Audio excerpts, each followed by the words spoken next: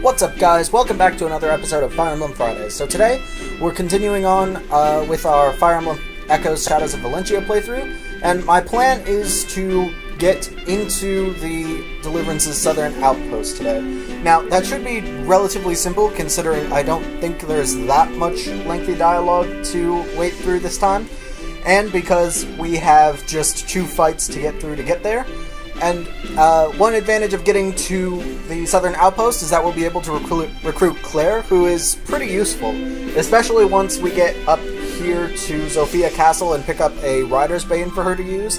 I mean, of course there are a lot of other Lance users we could give it to, but I haven't really tried many other Lance users using it, considering most of the time I immediately give Lucas the Draco Shield, and Clive sort of just keeps his Steel Lance until Clive, in my opinion, really falls off. I just don't really... In the main playthrough I've done on my actual account, I used Clive a bit, and then after getting Matilda and Zeke, I think, and especially once you get Mycin, I just think that I just think that Clive and Matilda kind of fall off, although to be fair, I didn't really use Matilda that much at the beginning because her attack just wasn't very impressive and I found her lackluster in my opinion. But we can worry about that as we progress through the run. But for now, let's just jump right into it. Now, having a mage is going to make this a lot easier for us because there's a mercenary in this map who has a leather shield, and as a result of that, it'll be pretty difficult for us to actually do some damage. Why is it... What? Hang on, something is glitching with my capture card, I think. Because the bottom screen should not currently be showing Thief's Shrine. Hold on a second. Let me see if I can fix this. Sorry about that. Don't know what caused that, but for some reason the lower screen of my capture just wasn't catching up. In order to get the setup like it is, as you see on the screen, I record using the capture software's functions split as 2 separate windows. But for some reason, the window for the lower screen, I don't know, it must just have not been loading properly, and so it was still showing what was back on the Thief's Shrine. So let's just let these two talk for a second, and then we'll get into the fight. That uniform! That looks like a Zophian soldier. Is he one of Desai's men? Yes. We'll see more of them now that we're nearing the Southern Outpost. Yep, it seems Desai's men have hired brigands to hold the valley for them. Also true. This will be a tricky fight. Not really. I'm ready. Probably. Not really, I should say. Okay, so, the nice thing about Echoes is that unless you go into a dungeon, most of the main fights, until you reach post-game, which is Act 6, most of the fights allow you to field pretty much your entire army. Oh, and endgame. Like, the final fight against... Not going to say for the sake of spoilers, but the final battle, you only get a total of 20 units, although you do at least get to choose them freely from both Celica's and Alm's parties, which is really, really nice, especially because, I think it's Act 4, I want to say? It might be Act 5. Alm gets another cleric, or she starts as a saint, actually, which is the promotion for clerics, and while, in my opinion, it's not that useful, or she's not that useful most of the time, for the final fight, if you can get her to have one of her next learned spells, which is Fortify, it is super useful, because Fortify basically makes it so you don't have to spend a ton of time healing up your units, which is really important, because in that fight there are a lot of units that summon more units. We'll run into a few of them as we get into Celica's route in Act 2, which, I don't actually know how long it'll be until we get to Act 2. That sort of depends on how things progress. But when we eventually get to Act 2, we'll start seeing a Cantor or two, which is one of the main classes that is able to summon more units. And from there, it'll just sort of snowball into Cantors gradually summoning more and more powerful units, and eventually it gets to endgame, which can be absolutely ridiculous if you're not ready. Like, the final boss of this game is the hardest of any of the Fire Emblem games that I've reached the end boss of. Although, to be fair, that's basically just Awakening, all 3 Roots of Fates, and this now. I haven't really beaten many of the older Fire Emblem games. But, enough talking, let's get right into it. So now the game is just pointing out the soldier that I mentioned. He's armed with a leather shield. It'll be difficult to land blows on him. We could take the shield for ourselves, if we manage to defeat him. Well, okay, considering that this is a Rout the Enemy map, I kind of have to defeat him. But the main thing is, as Lucas said, it doesn't actually really increase his evasion, but it does give him +3 defense, which compared to the attacks of most of our units, let's see, Alm would do 1 damage, Tobin would do 1 damage, Silk, I think, yeah, Nosferatu has a might of 0, so she would do 1 damage. Cliff with his Fire Tome is actually, well, I shouldn't say tome, spell, sorry, used to most other Fire Emblem games where it's a physical item. Cliff is able to do some damage, especially because it... Wait, actually, sorry. Claire... No, not Claire. Silk would be able to do some damage because Nosferatu targets resistance. I was actually about to say that with Cliff. So because Cliff's fire spell targets the mercenary's resistance, he's able to do damage. But then if we go over to, say, Gray, attack of 10, he won't really do any damage, and Lucas won't either. Faye also could probably do a little bit of damage, but not really enough to be that significant. Allow me. But I guess the game has now given us a second tank unit, or the RNG, I should say. If you missed the last episode, you don't have the slightest clue what I'm talking about with that, and it probably won't come up here, because I'm not planning to promote anyone else anytime soon, and I don't think Lucas...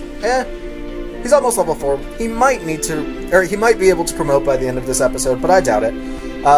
So, in the first episode, we started this playthrough, we went through the first Fighter 2 on Alm's route, and and we ran into the first situation where we had to use the RNG to determine what promotion were you doing. Because the main point of this run, besides just being a regular playthrough, is for the villagers, I'm going to be using an RNG, just one I've found online, to determine what class they promote to. So if you missed it in the last video, that resulted in getting Gray as a soldier, Tobin as an archer, Cliff as a mage, and Faye as a cleric. Now, for the most part, I'm happy with that, because Cliff as a mage, Cliff as a mage, Tobin as an archer, and Faye as a cleric is the set I used on my main account, and it worked pretty well for me. But I've never played with Gray as a soldier, so I don't know how that'll turn out. I suppose we'll actually be able to find that out in a turn or two when the enemies are able to attack him. So my plan for this fight is basically to ignore this mercenary who's somehow going to waltz across the mountain to come kill us eventually. He won't get to you for several turns, so we've got some time to focus on the other enemies first. So in that time, we're going to send all of our allies over to this side of the map to take on the group of brigands that are attacking us from here. Now, there's an archer up there that I actually forgot to... or I didn't scroll over and take a look at the enemies at first, but for the most part, it's a pretty basic fight overall, just because most of these brigands have the exact same stats. So basically, if you can kill one of them and not get killed in return, unless the damage really starts to pile up, which it can, you're probably going to be fine. But then the boss brigand is slightly stronger with +1 in attack, skill, speed, and defense, it looks like, and then +2 HP based off of the other brigands. But that won't really matter that much, because that's still not a very big increase in power, and if we can take out these other brigands, it should be pretty easy to take out the boss, too. And it actually looks like Gray has a decent combat with this guy. It looks like he does a decent chunk of damage and doesn't really take any damage, so maybe Gray as a soldier will work out. I'll definitely have to keep looking for more lances for him, though. And maybe I'll use the Milla's Bounty free DLC to pick up a pair of boots to give him eventually, but we can worry about that later. So for now, we're just going to basically wall them off using our 2 soldiers, and we're going to basically have the rest of our units attack from afar. Okay, so I don't know how many kills I want to give Lucas here, But I definitely want to give the villagers some kills, especially now that they've promoted. Or, yeah, actually, promoted is the right word. Now that they've changed into their new classes, I want to give them some time to get some EXP. Especially Faye and Cliff, because they both learn new spells as they progress. So, Faye, as a healer, will be able to learn Physic pretty early, I think. And that'll be really helpful if we can get Physic by the end of Act 1, so that we have it to deal with the end boss of Act 1, which is Desai, because I think I actually already showed that when I scrolled over on the map. But yeah, Desai is the boss at the end of Act 1. It's actually Desai and Slade, who we saw also in the last episode. He's basically a cavalier who works with Desai and then defects to Rigel to try to be on the more prosperous side, I suppose you could say. But we'll fight Slade, I want to say 2 or 3 times. Desai will fight twice. Ooh, a crit. Nice. So that's a kill, I think. Well, it will be after he does that, yeah. Damn, I'm good. Actually, Gray might be right. This is working at the moment. Although, of course, we're still in the first fight you've ever had as a soldier. So I'm going to have Alm take on the boss here. He actually does pretty well, and with the Iron Sword that Cliff had and that I'd actually forgotten to switch over to Alm between episodes, I almost said Ike. I don't know why I would have said Ike. Alm gets gets +2 to attack, which is not fantastic, but useful still. Because even though it's not a very large improvement, those 2 points can be pretty good nonetheless. I think I'm gonna have Cliff get the kill on this brigand, and then I'll have Gray and Tobin work together to take out the other one.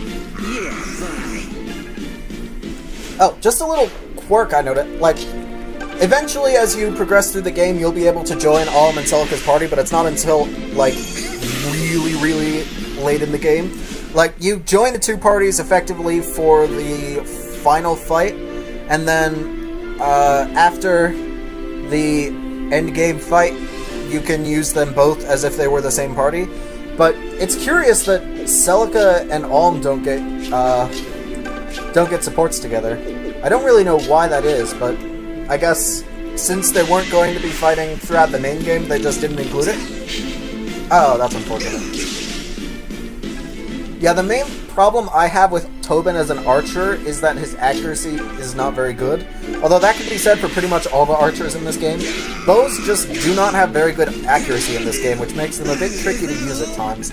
But in exchange, they have stupid range, so they can fight, they can attack enemies that you would otherwise be unable to attack safely, which is really beneficial on certain maps and will be super valuable as we get to later maps, but at the moment it's sort of just there because we don't have a actual bow for Tobin, so he's just using the default bow, which is really weak.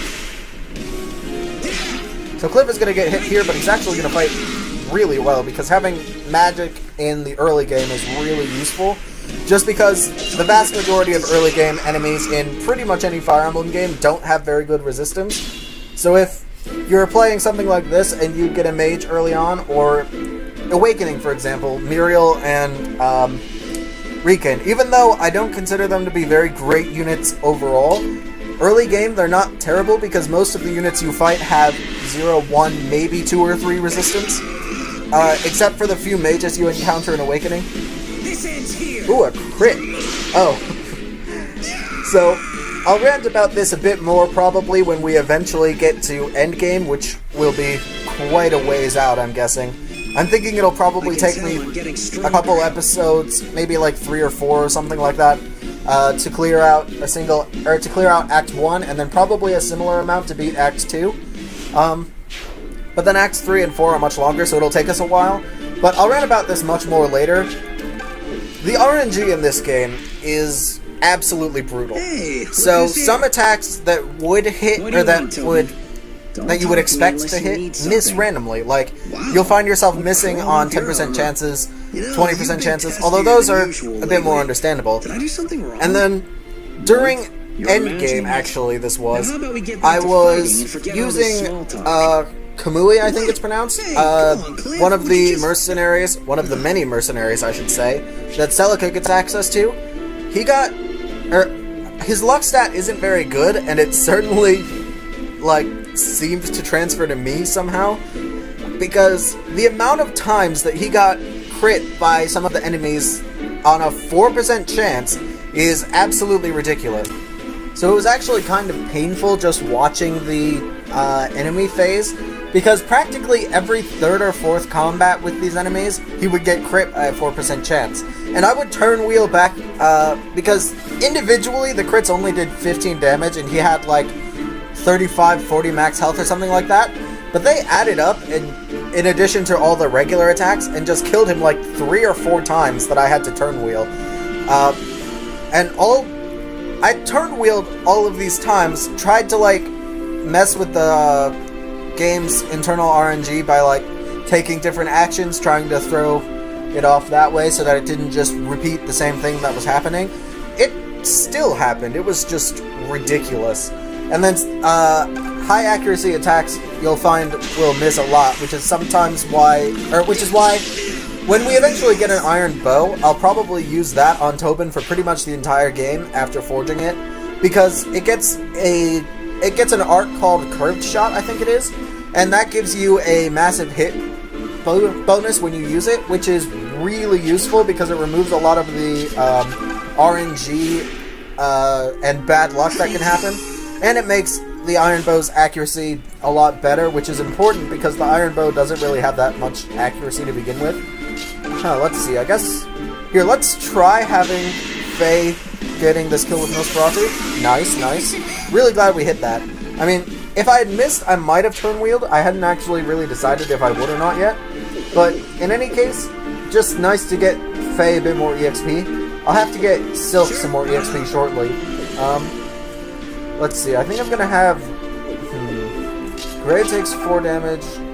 Cliff would take a total of 6. But that's... Wow. My soldier unit has the same defense as my mage. You don't really see that too often. Whatever. I guess we'll have Gray get this kill. It's hard being this good. Ooh, nice, a level. Let's see how bad my RNG is. I think I'm having a moment. That depends on your definition of moment, I guess. But yeah, this game, I probably mentioned it briefly last episode too, but this game's RNG is absolutely brutal. So, growth rates tend to, even though they were buffed from Gaiden, they still tend to be very poorly in your favor. So like, your growths will probably not be that fantastic, and I think there's actually even an achievement in the game for getting a good growth, because, you know, the game's RNG hates you so much, they may as well give you that little medal for when you manage to get past it somehow. Come at me, fools! But yeah, so, this battle is effectively over, because I'm pretty sure Cliff can, if not one-shot, then 2 or 3 round this guy. And we should be pretty much set from here on out. So I'm just going to try to give my healers a bit more EXP as we go. Because, again, they both learn some decent spells. Like, we want Silk to get the Warp spell by the time we get to... to Sophia Castle. Because it allows us to make some of the fighting a lot easier on ourselves. And it helps with positioning when we're eventually going to attack Desai. But... that's going to be a bit of a challenge in its own, just because Desai with the Draco Shield is nearly impossible to damage unless you get crits. Here, let's see how much damage Gray does. Okay, so it does 10 damage. That means in 3 attacks he'll get the kill. He has 5 defense, so he would take 5 damage from the soldier's attacks. Except, it looks like he'll get doubled, so that would be 10 damage. Ooh. Those are not fantastic odds. Here, so let's have Faye heal Silk. That's another kind of stupid thing you can do. You can basically have your healers infinitely heal each other, even though they don't get that much EXP for it, because Recover in its own takes 1 health, or it costs 1 health to use.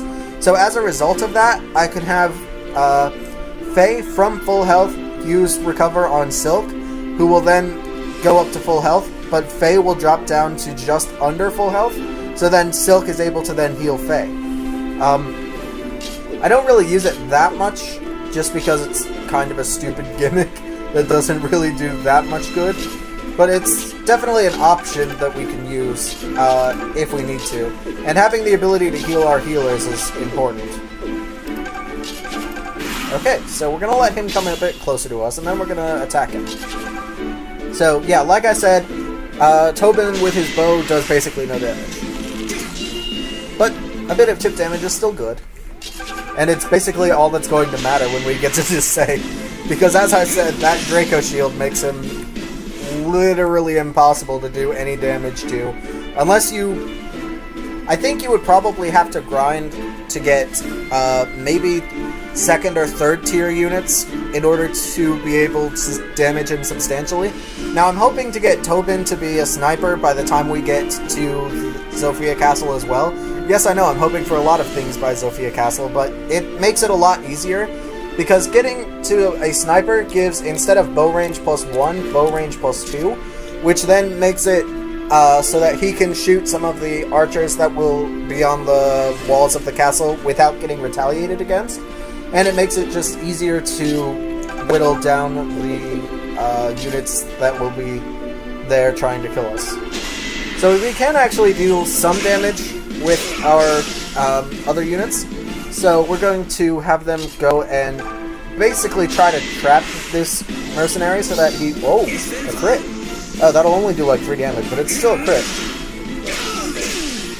But yeah, that was a 3% crit. You don't see that very often in other Fire Emblem games. But in this game it tends to happen a lot, I find. So we're basically going to have our 3 tankier units, which is Alm, Gray, and Cliff at the moment, engage this mercenary and try to slow him down. And then since we've got... Oops. Oh, I can actually try to kill him this turn with Nosferatu. Yeah, let's try it. May as well try to get the extra EXP for my healers. Yeah, I figured that would happen. Nosferatu's accuracy is terrible, so even though it's got no HP cost and effectively freely heals your mages, it's unreliable. Here, I think I'm just gonna heal Lucas to be safe. And then next turn I'll probably be able to kill this mercenary using Cliff. Oh, he's going to attack Gray. I would have expected him to go for Cliff, who... Well, actually, they have the same defense. So yeah, it makes sense. Oops. I always do that. I just mash through because I'm not used to my clerics being able to attack from the beginning. I'm used to having to wait till like level 10 to promote them immediately, even though if you're trying to get optimal units, you don't want to promote immediately, because then you miss out on a lot of levels to grow. But in like Awakening or Fates, when your healers have no way to attack, and most games actually, I would say, I think pretty much all games function this way except Gaiden and now Echoes.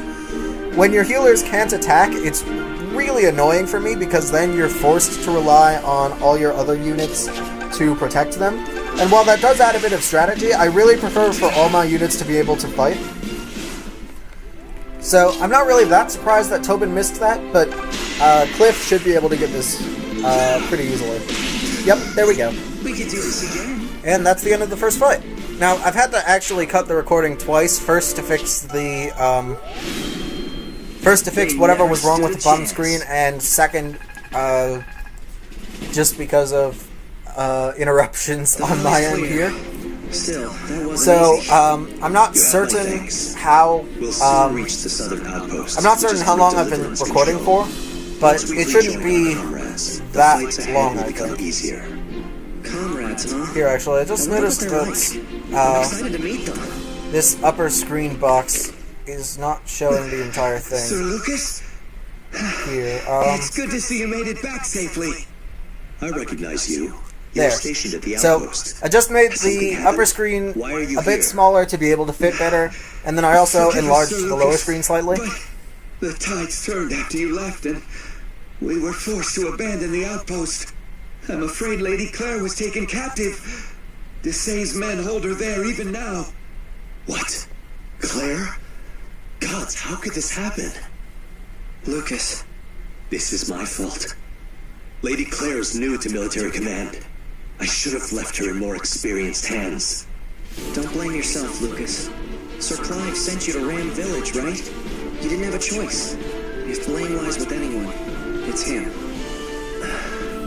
Yeah, Alm starts pretty naive in this game, but he gradually learns a lot more. I assume this Claire person is still alive, right?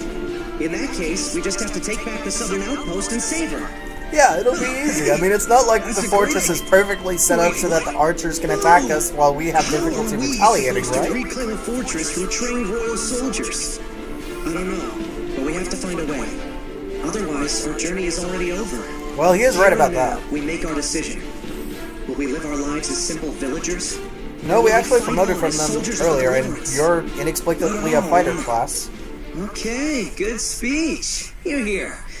What have we got to lose? Let's do it. Great! Tobin, listen, just stop and think about this. Oh yeah, Gray is interesting. Claire is a girl.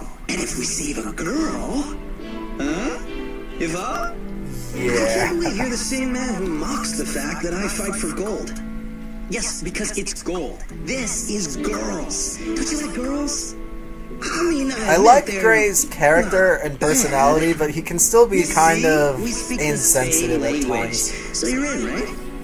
I don't know what to Like, say. his supports with Claire pretty much Thank you. show that You're very brave to do he's this. a persistent and nice The guy, Deliverance is lucky to have but you. Same goes for you. I guess I would almost describe him as Inigo or Laszlo, but toned down a lot But please, with tread soft with his him. interactions with Claire. Lady Claire's his younger sister. I'm sure no one's head is hanging lower than his own right now. Oh, Lucas, I'm sorry. You're right. Alright, so that's it for this fight, and now we're able to just go and attack the Southern Outpost. Now this fight won't be super easy for us, just because, as I briefly mentioned there, the map design favors the enemy in this situation, as will happen a lot of the time in this game. Which is good, it makes it so that you have to play around it, but at the same time it does make the fight a fair bit harder. Which, while that's nice for the challenge, does make it annoying at times. So, we've got the same number of units as the enemy does, but the enemy has a bunch of soldiers who have decent defenses, and they've got an archer who will fire down at us. We're not rebels. We're the Deliverance. Everyone, with me! Yeah, the game's just pointing out that this guy's got a strong bow and will basically We hurt should a only lot. send in capable and cautious units to deal with him.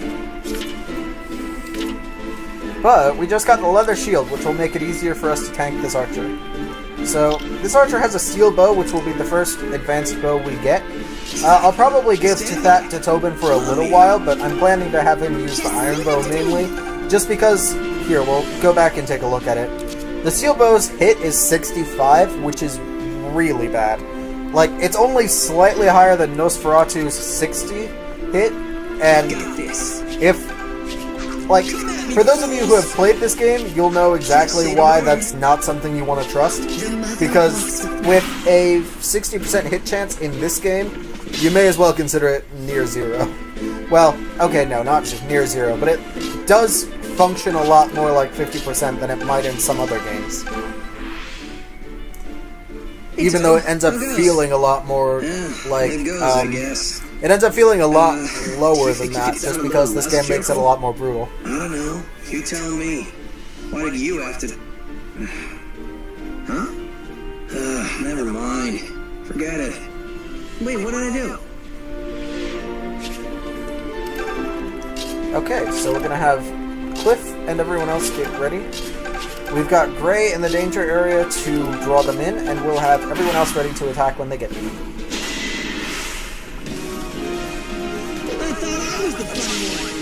Oh yeah, supports are really useful in this game because they directly buff your unit's abilities. So in that situation, it lowered the hit rate of this soldier while raising Gray's accuracy. So like, see here how in the hit section of the enemy soldier, it's got like that section that's looking like it's being removed, whereas in Gray's, it's got that orange section. That means, as a result of supports, the stats have changed. So if it's taken away like it is on the soldiers screen, or on the soldiers, or enemy soldiers, I should say, they're both of the soldier class. If it's taken away like it is on the enemy soldiers segment of the battle forecast, then it's a, I suppose you could say, debuff, whereas if it's orange, it's a buff. But I don't think we're going to be using Tobin to... Or, not Tobin, Gray to make that attack. Let's... Yeah, actually, let's use Gray. Because of the forest and the supports, this soldier has very low accuracy. But, of course, because this is Echo, he'll hit anyway. Oh, that reminds me. Well, no, never mind. I'll rant a lot more about it when we get to Endgame, but Endgame's RNG...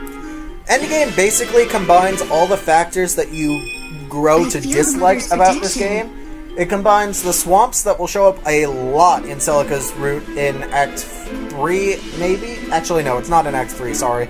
But Act 4, it shows up a lot for Celica. It has the swamp tiles, which slows your movement and deals damage. It has Cantors, which we will run into a ton of when we get to Celica's route. And it has... a stupidly broken tome for one of the units that's right near the final boss, so you have to like snipe him before he gets the chance to hit you with it, because what it does is it immediately lowers your health to 1 if it hits, and if you are at 1 health, it immediately kills you. So basically, that combined with being right next to the final boss, who not only is able to move, which is very rare in most of Fire Emblem, but is able to attack at quite a range with a stupid amount of versatility, basically makes it so that you have to deal with him at a distance, but the problem is the tome's range has a long distance, so you have to be really careful fighting him. But anyway, we'll get into more of Endgame's shenanigans later, but for now, let's just deal with this chapter. Ooh, yay, a crit! That, I think, is the kill here. Yep. And then I might end up switching the leather shield to someone else so that we can deal with that archer better.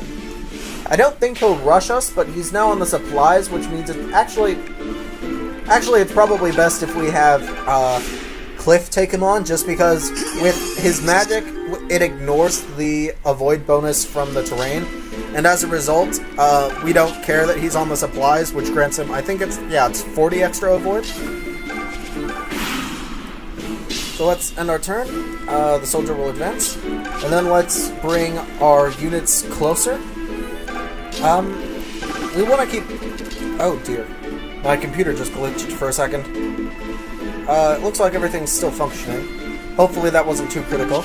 I suppose we'll find out later, but my recording didn't, break like it did. I don't remember what part it was in the Fates Randomized series, but while I was recording one of the episodes, my OBS just, glitched out massively for a second.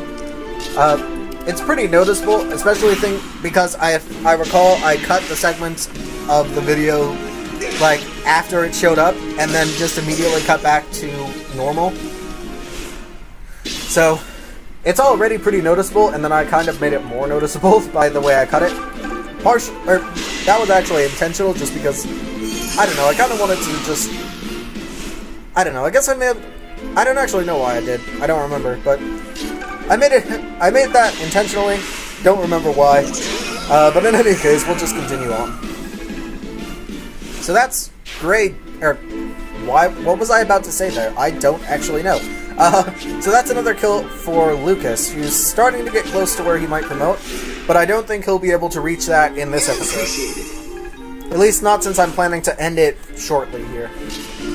Okay, so we don't want to rush in right now, because then this archer will just light us up. So what we really want to do is, ideally, next turn we'll draw him off of the heal tile. So let's see, I think he's got 4 range. Yeah, he's got 4 range, which means 1, 2, 3, 4. If I go here, then he'll have to move off the supplies to attack us, which will make it significantly easier to fight this guy. And then from there, we'll just get everyone else in position and wait it out. So we're not going to deal with wrapping around the fortress to fight this guy. We're just going to fight him through the wall, basically. Just because then we don't have to waste several turns walking around. So now we're going to go basically right up to him and shoot him.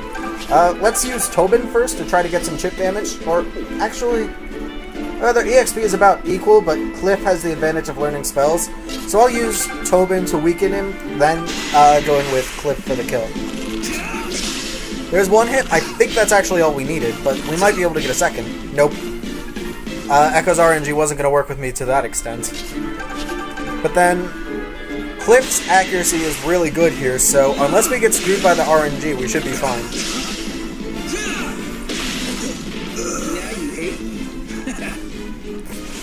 I just love some of the voice lines in this game. And now we have the steel bow, which I'll be able to give to Tobin shortly. And honestly, I don't think it's that much of a buff for Tobin, just because Tobin really gets screwed by the lack of accuracy. Here, let's have... Nope, we don't want Nosferatu. We want Recover, so that we'll heal up Cliff. Just because he took some damage from that archer, I think, or just from before that. And then he used some HP to attack. And then... let's have Gray do some of this fighting at the entrance here. That way we'll be able to get him some more EXP. Plus he's actually somewhat tanky here. And then I think we're gonna move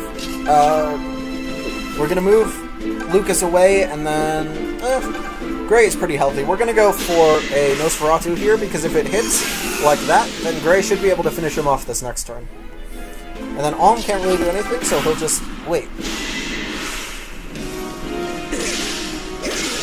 Yeah, as you can see on the bottom screen there, the supports really do benefit Gray's accuracy a lot.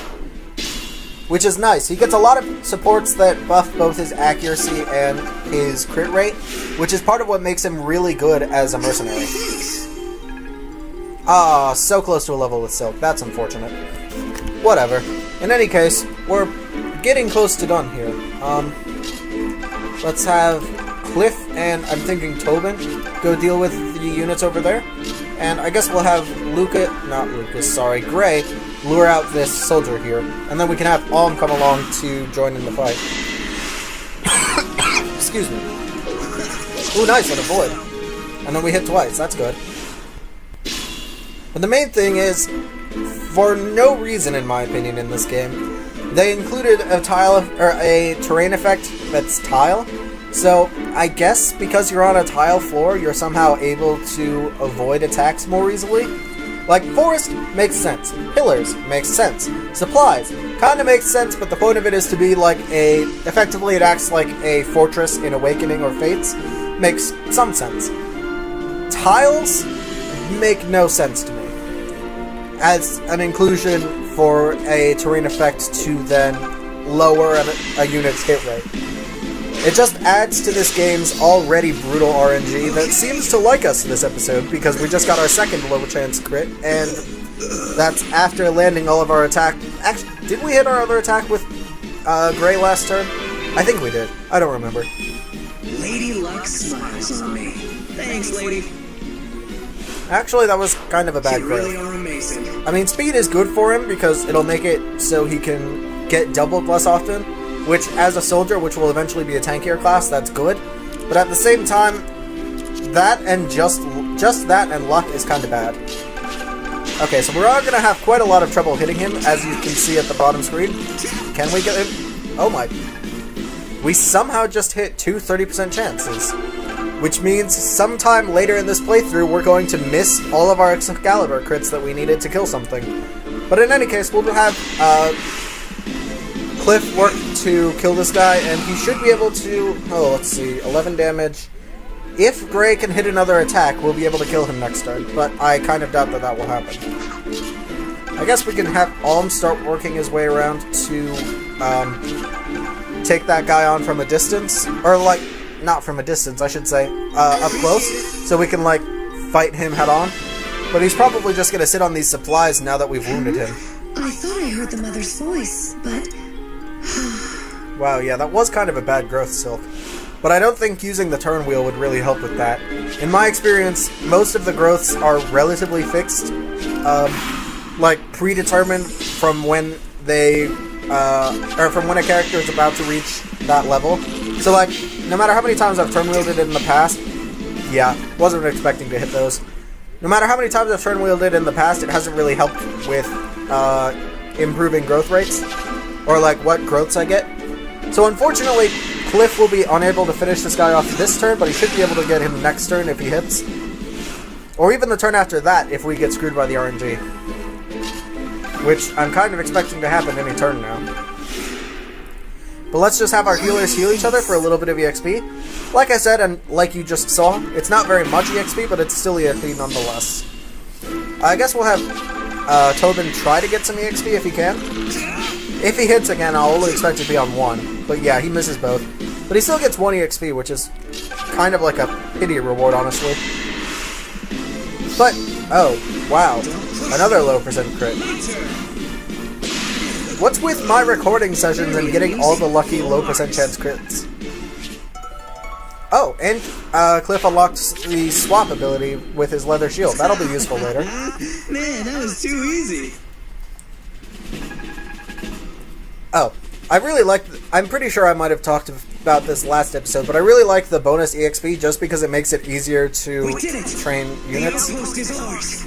Thank you, my brave friends. Thank you for everything. Lucas, we haven't even driven the Say out yet. Would say the same. Oh, Lucas, I'm so sorry. But we'll have time to mourn later.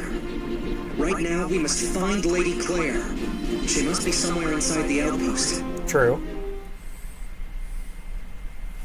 So yeah. Now we'll just hop into the outpost there and get Claire. And I'm pretty sure we also get the lightning sword in here. I think it's in like the war room. I never understood this. Like, here, we'll look at his dialogue here. Well, true, it's better, you would fight better if you didn't leave your weapons lying around. But why can we not pick them up? Like, from this rack, we can pick up a single iron lance, but we can't pick up any of these other lances. Why not? And then there's supplies and other things that you'll run into as you progress, but you just can't do anything with them because the game doesn't want to give you anything there. Oh yeah, didn't need to click talk there. But what I don't quite understand is why that is, because you find weapon racks practically every other... or you find a ton of weapon racks throughout the various war rooms and fortresses and whatnot that you'll be able to explore as you progress through the game. But you get to pick up very few weapons from them.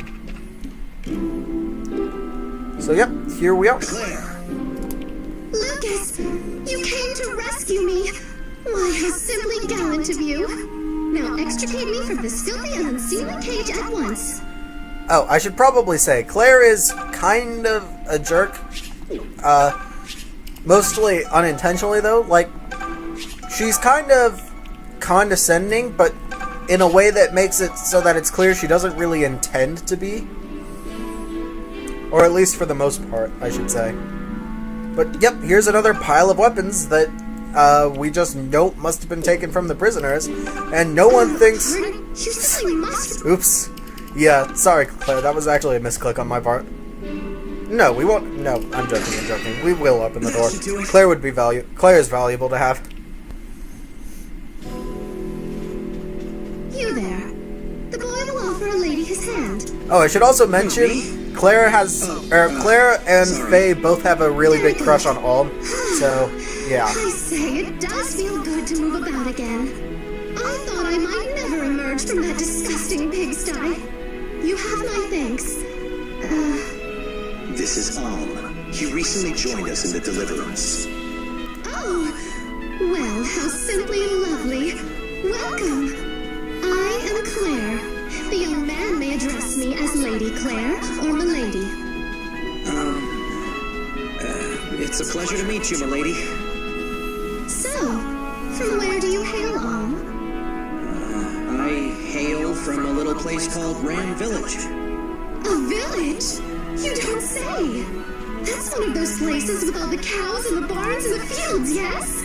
Yeah, Claire is just super clueless. Something like Kind of is funny in some situations, though. I hardly ever speak with villagers. What is it like to chase cows every day? I wait wager they bite, the nasty creatures. Yeah, Claire is totally ignorant, but she's also Yet funny. you aren't smothered in manure. This is not what I pictured. Right. Claire, perhaps you should consider Alm's feelings in regards to his home. Yes, thank you, Lucas. Huh? Oh dear, have I done it again? It's as Clive constantly reminds me. The Deliverance is not like the Knights of Sophia. Not every soldier in our ranks is noble, but we must treat them all as equals. The peasant must forgive his lady for this gauche breach of etiquette. Yet you still It's call all us a right. peasant. The peasant, whose name is Alm, will get over it. Oh, Alm, I can see you are truly kind. Might I ask you more about your village later? I'm ever so curious. Of course. Splendid! I've always wanted to know more about cows and pigs and such. Yes, they're amazing creatures. How Alm just rolls with this so easily, I have no clue. But in any She's gonna case, be a handful. Yeah, that's what I'm hoping. yeah, there's this little thing that Scheming. kind of starts here that Tobin and Gray are kind of like competing to try to win Claire's love. We run into Gray hitting on Claire a bit throughout some of his supports with her, but we don't really see Tobin do much of anything with her because I don't actually think she gets, or Claire and Tobin get supports with each other. I might be wrong, but I don't remember them building any throughout all the fighting I've done on my main account. But anyway, that's going to be it for this video, guys. If you enjoyed it, please be sure to leave a like, comment, let me know what you thought. Let me know what other shenanigans you'd like to see me try. Let me know what sorts of videos you'd like to see me do moving forward. Like, with school out, with graduation and everything for me about to be done, just later this weekend as I'm recording this, actually, I'll have a lot more time on my hands to work on the channel, and I'd like and I've got myself a few plans for where I want to go with it. For instance, I need to get around to translating a piece of art I've made into my channel's icon, like the little circle you see next to the subscribe button, down below or off to the side, or however it appears for you when you're watching this on your computer or tablet or whatever you may be watching it on. And then I also want to consider making some art for the channel, like what you see when you go to the channel's page. I don't really have any plans for that, but I know what I'm going to do for the icon. And then I also have a series that I've had planned for ages, actually, and that I mentioned a couple times in some of my older Fire Emblem Fates videos, a Pokemon Sun and Moon playthrough. That's still going to happen eventually. I just need to actually find the chance while I'm thinking, or when I remember it, to sit down and record the episodes. And hopefully it'll be great. I've actually done a bit of a test run for my concept for it, and it's worked pretty well, though it's been a bit grinding intensive, so I'll probably record the grinding, but speed through it unless something eventful happens. I might do the same for this game, actually, because I'm thinking I will eventually level grind or grind for items in DLC or whatever a bit, because I've got the first 2 packs of DLC for this game that give you both the easier and harder dungeons and maps for items, gold, and XP. So I might do some of those. Maybe I'll even dedicate a bonus episode to them at some point, probably when we get more to Act 3, so I have both parties to work with. But just let me know if you've got anything you'd like to see on the channel as we go forward. I have a decent library, mainly role-playing games for the 3DS. I've got League of Legends, I can do Pokemon Showdown, I can do Pokemon Battle Spot, though I'd probably need to work on an actual team for that. I had one back in ORAS, but I actually chose not to transfer it over, just because I kind of wanted Sun and Moon to be a fresh start. But yeah, let me know what you guys want to see, and throughout the summer, and ideally in college, I actually don't know. Like, I recently made my schedule because I was at orientation, but I don't know how intensive it will be and how much free time I'll have. And I think I remember hearing that if you find yourself with just a bunch of time to do nothing in college, then you're doing something wrong. But whatever the case may be, the channel will continue on basically into the foreseeable future, unless, I don't know, some freak accident happens, and like my computer completely dies or whatever. Even then, I'll probably try to find a way to continue it, but the channel will continue on basically as long as you guys keep watching, and I'd like some feedback as to what you guys want to see. And I will see you all in the next video. Have a good day.